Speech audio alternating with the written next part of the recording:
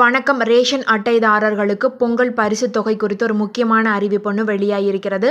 வருஷம் பொங்கல் பண்டிகையை முன்னிட்டு ரேஷன் அட்டைதாரர்களுக்கு ரேஷன் கடைகள் மூலமாக ஒவ்வொருத்தருக்கும் அவங்களுடைய கையில் பரிசு தொகையையும் பரிசு பொருட்களையும் கொடுக்கறது வழக்கம்.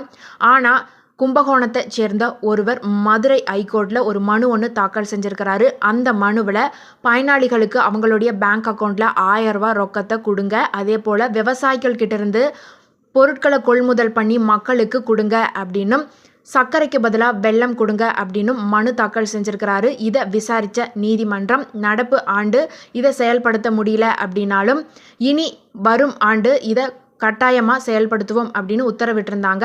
ஆனால் பொங்கல் பண்டிகை வர இந்த ஒரு டைமில் எந்த ஒரு ஆக்ஷனும் எடுக்கவே இல்லை. இது குறித்து தமிழக அரசு என்ன சொல்லியிருக்காங்க அப்படின்னு பார்த்துட்டிங்கன்னா, மினிமம் பேலன்ஸ் காரணமாக எங்களால் பணத்தை பேங்க் அக்கௌண்ட்டுக்கு அனுப்ப முடியாது அப்படின்னு சொல்லியிருக்கிறாங்க. நன்றி.